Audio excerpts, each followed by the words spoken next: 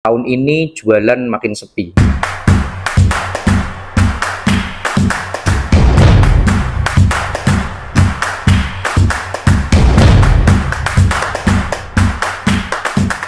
Sahabat Toko Mandiri Indonesia, ketemu lagi dengan saya Hanafi, tim Toko Mandiri Indonesia. Banyak pernyataan masuk ke saya atau pernyataan kawan-kawan pedagang ini, tahun ini jualan makin sepi, tahun ini pasar lagi sepi gitu. Dan banyak sekali yang bilang seperti itu. Bahkan ada yang WA ke saya begitu. Nah, yang saya lakukan adalah belum kita memastikan bahwa kondisi pasar seperti apa. Kita itu kan saat ini ya tidak benar-benar tahu kondisi pasar saat ini. Orang meneliti sesuai apa yang dia ketahui atau menelitinya dengan keilmuan apa. Itu para ahli, apalagi kita. Tahu kita sepi terus menyalahkan kondisi pasar yang lagi sepi. Yang saya lakukan ini, saya bedah data. Jadi bedah data dari beberapa toko, berapa yang omsetnya naik, berapa yang omsetnya turun. Dan masih ada yang naik, begitu. Dan lebih banyak yang naik.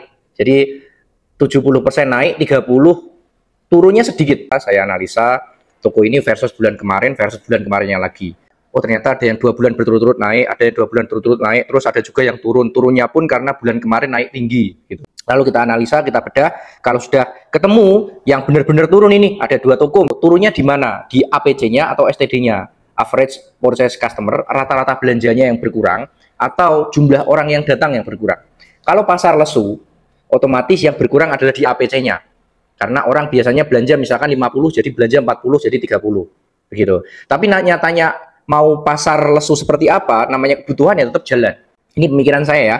Jadi kita analisa dulu toko yang benar-benar sudah minus, kita analisa. Yang plus ya sudah, yang plus, yang naik ya sudah. Yang minus atau yang turun yang kita analisa STD-nya atau APC-nya. Lalu kalau misalkan ada APC-nya yang turun atau STD yang turun, saya analisa dulu stoknya. Stok apa yang fast moving yang kosong, terus barang apa yang sering dicari yang kosong atau yang tipis begitu. Jadi kita analisa internal dulu. Setelah saya tahu, saya panggil tim tokonya atau leadernya. Saya dudukan, tokomu kenapa, ada masalah apa, ada kendala apa. Dia kan juga punya sudut pandang sendiri nih. Menurut dia tokonya turun karena apa. Kita nggak bisa langsung adjustment, tokomu turun karena pelayanan buruk bla bla bla bla.